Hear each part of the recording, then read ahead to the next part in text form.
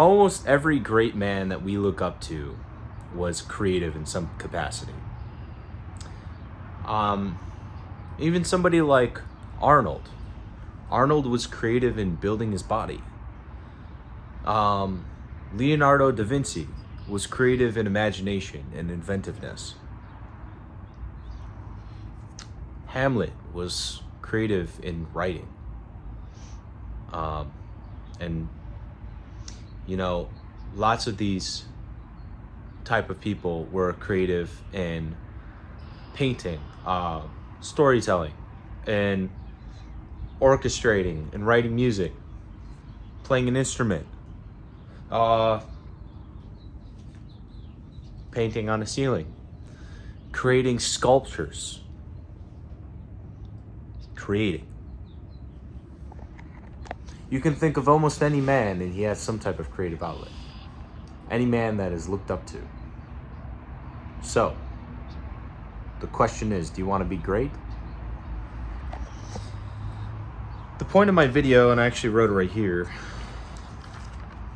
If you're wondering what my handwriting is, that's what it looks like. It's called Reject AI, Become a Renaissance Man. So, let me just freeball for a minute before I look at what I wrote. You know, it's the coolest thing. It's the coolest thing when you see a modern day Renaissance man. Do any of you guys know a person like that?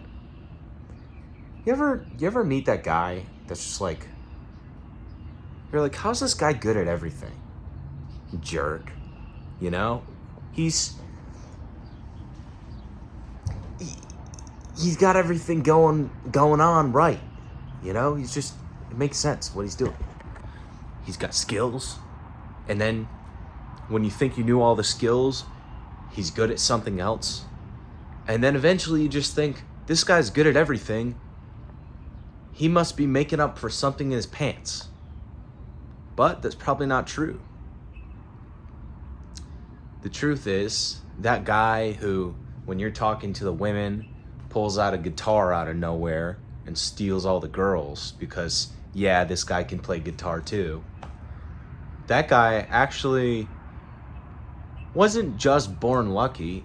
He actually worked to build those skills. And before I get into what I wrote, the takeaway of my video is essentially that if you look into your free time and how you spend it, we waste hours and hours per day.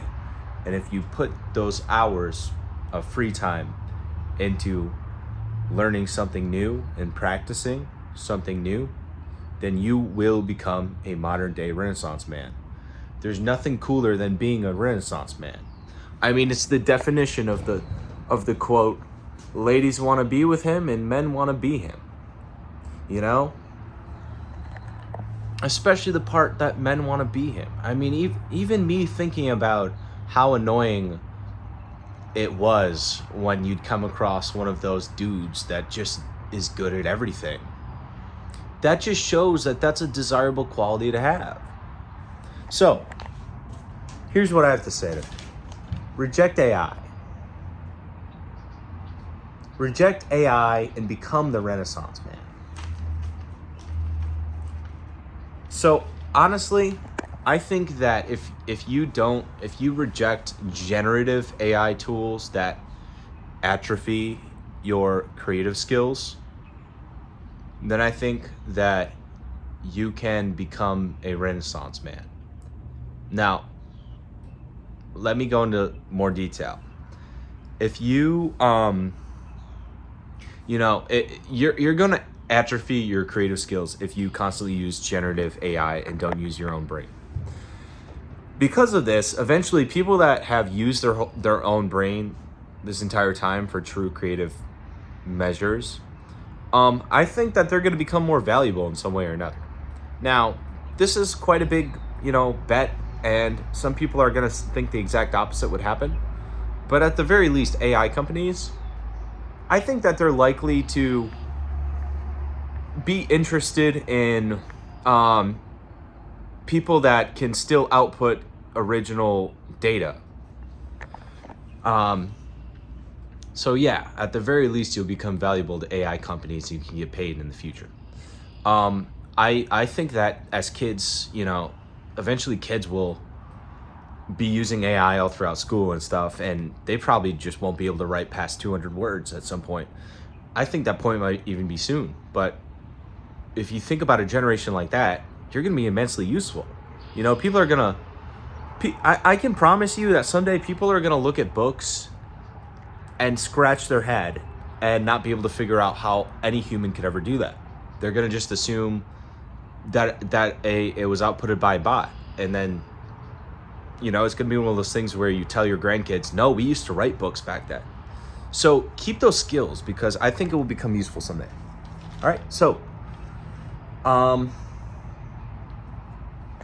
you'll also be in a smarter group of people if you keep practicing your skills and you don't let AI take over certain parts of certain things that atrophy your brain.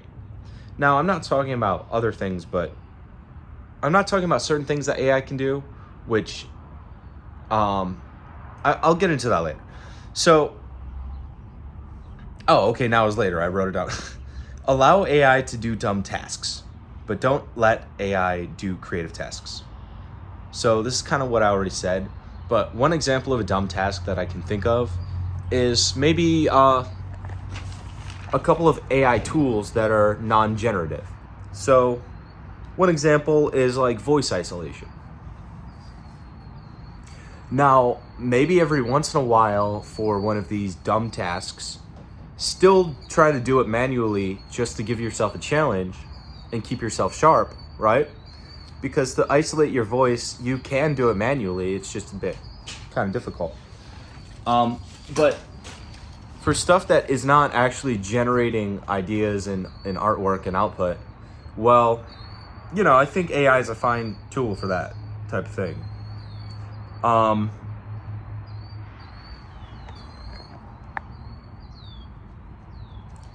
So yeah, become one of the people that's good at multiple things. In high school, I used to be kind of a Renaissance man, because I was good at a lot of different things creatively.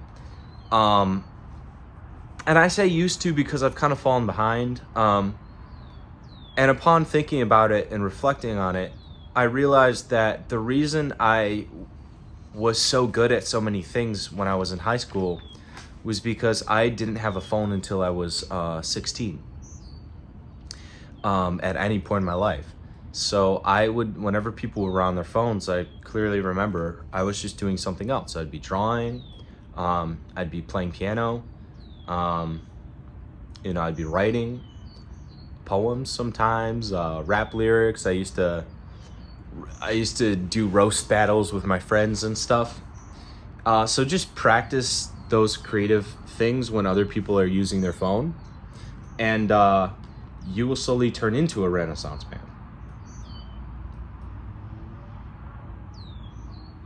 So, what I would say is to do hard things, always choose the hard path. And a lot of people misunderstand the saying, choose the hard path. Choose the hard path because it is the hard path. Do not choose the hard path because for some reason it's better or it's more efficient. It's actually way more inefficient to choose the hard path sometimes. But what people don't understand is that in the span of your life, it ends up being more efficient in a bird's eye point of view. So by choosing the harder path, you're actually optimizing the rest of your life to be easier, because once you choose hard skill after hard skill after hard skill, or hard path after hard path or after hard path, you have to learn all of these hard skills to overcome these hard path obstacles. And once you do that, basically you'll now have those skills for life. And that's kind of a way that you can become a Renaissance man of sorts. Don't just use AI to do your school project. Actually choose the hard path to draw. And what's interesting is that it's actually front loading your life because you're choosing to get the hard work out of the way first. And once you do that, you're actually making the second half of your life, or I'd say after about the age of 25, much, much easier. Now, I've done this throughout most of my life, and I don't know why, but I always just had an instinct to. And at the age of 25, I'm starting to feel things become easier because of the amount of times that I've chosen the hard path and things. Whereas for some people, I think it's getting harder. But if you're wise with your choices, your life will get easier as you go on. So some examples of things that were kind of the hard path for me was I decided to start stand-up comedy about 2 years ago. I'm not good at it, but I just do it to force myself to talk in front of an audience. Now, that's kind of the hard path. I don't get any money out of stand-up comedy. I don't get any reward out of stand-up comedy. Half the time people don't even laugh at me. But by going up there and learning to talk, I got comfortable learning to talk in front of the camera as well. And now I'm able to have a YouTube channel. So there are things that you wouldn't see as consequences of the hard path that end up being beneficial to you. So choose discomfort. This one's hard for me. I used to choose discomfort a lot more when I was in high school, and I'm trying to get back to it, to be honest. I'm trying to be more, to get more discomfort more often, but, that's a good practice to go off of. If you're in high school and you have the option to either join a sports team or not, join the sports team, I know you don't want to hear it, but it's just going to benefit you a lot in life. And I know some people aren't lucky enough to have parents that force them to do it, like me. And trust me, it wasn't fun back then, but I would just say if I was you, like, do it, do something that's hard that you don't want to do. So embrace all of your hobby phases. Some people write off hobby phases as like some type of childish thing, but it's not. It's actually a beautiful thing in life to go through hobbies. So, phases of different hobbies. You will end up keeping the ones that resonate with you the most, and it will help you create the person that you want to be. I know a kid growing up that had a hobby phase of guitar, playing electric guitar. And this was the type of kid that would just go through a phase like every month. One time he got like a coffee set and all of these science beakers, and this guy turned into a scientist to make coffee. And then another month he was like trying to be a survival expert. But the guitar, that one stayed with him. And to this day, he still plays guitar. He can get guitar gigs and, embrace those hobby phases because those make you feel alive. They're not just, they're not stupid, Create art for the sake of it. Let's embrace art as a craft of dedication, just like the Renaissance man. I'm trying to find the inspiration I had when I wrote this, but I kind of forgot what I was trying to get at with that. So we'll move on. Actually, what I was trying to say was, put your heart and soul into art, just for the sake of the fact that you're a human, because that's what art is. All right, next point. Be one of those people that just knows how to do everything. I'm kind of like that with media, because I've stubbornly tried to learn almost everything I can. And all the times when I tried to learn almost everything I could, revolving media, it was because I had some type of false hope that I would become something. Like, I used to think that I would be a videographer or a director of photography for film sets, and some of that stuff didn't happen, but mostly because I quit it, not because I didn't make it, but You know, I went through it. Like, this is how it ties into the phases, you know? I went through a podcast phase where I thought I was gonna have this big podcast. So I bought a mic, I learned how to use the mic, I learned how to mix, I learned how to produce audio. I went through a phase where I wanted to make music. So I've made songs before where I actually rapped. You know, dude, just be a creative person, because if you're a creative person, you will do so many different little things that will make you your own little Renaissance man in your own way. And it's really nice to be able to have that baseline knowledge of everything, because that's what living is. Living is like having a creative impulse and doing it. But yeah, so all these phases taught me different things about various forms of media. And I edited for 10 years and I produced videos for 10 years. So I did have that as a kind of career badge, or what's the word? You know, thing under my belt. But yeah, this will make it so that you can easily be a YouTuber. You'll already know how to edit videos. You'll already know 3D software. I know a little baseline with that. I know Premiere Pro. I know Final Cut Pro. I know different computer OSs pretty well. You know, I know sound design. I know sound production to the level that I need to. I know how to set up a mic setup. I know how to set up camera setup. I know how to set up lighting. And honestly, due to laziness, I've honestly only used about 5% of my editing potential in my videos.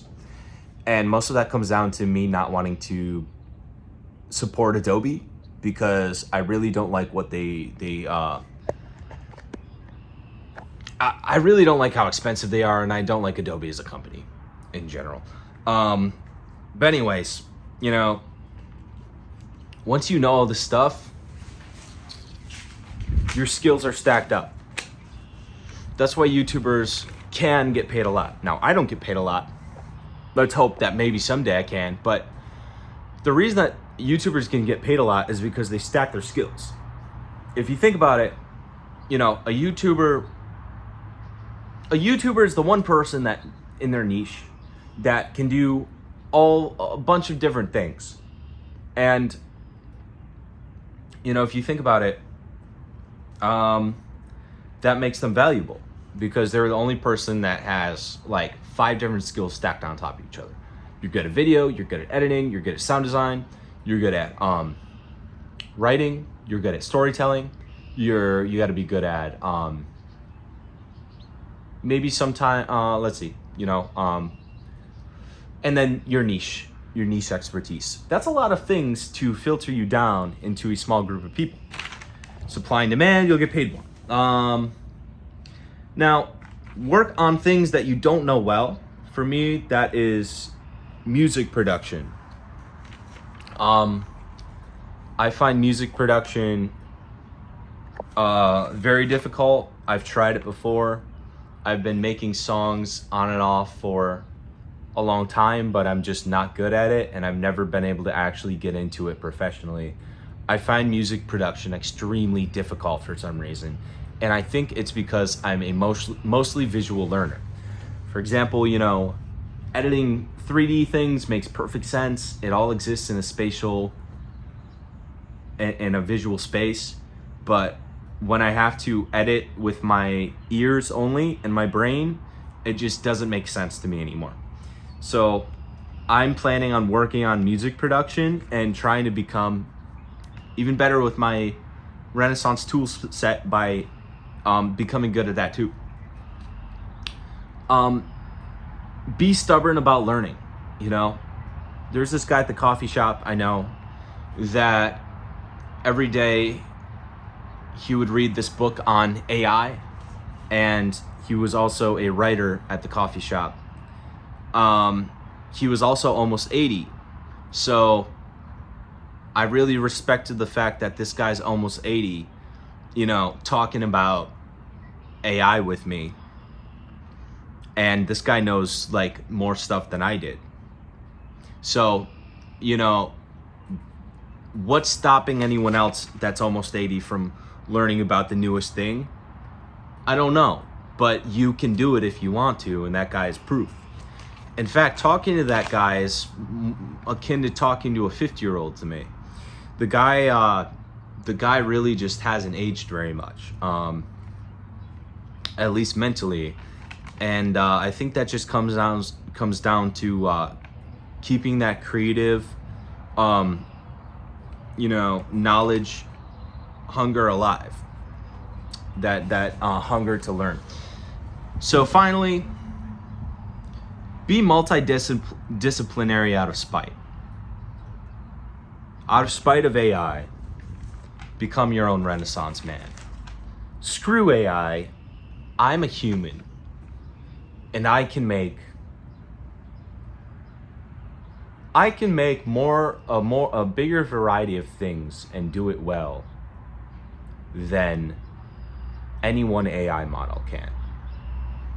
At least in July 2025, that is true, right? The last thing is, the more time that you don't waste on media consumption, and on your phone and on dumb social media videos where you don't learn anything, often on TikTok and Instagram. I find YouTube quite educational, but it depends on how you watch YouTube.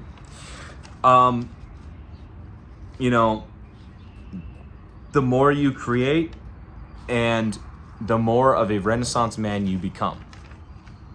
So if you're wondering how to become more of a Renaissance man and become one of those people where people scratch their heads when they look at you, trying to figure out how you're so good at so many things, simply don't go on your phone as much as other people do.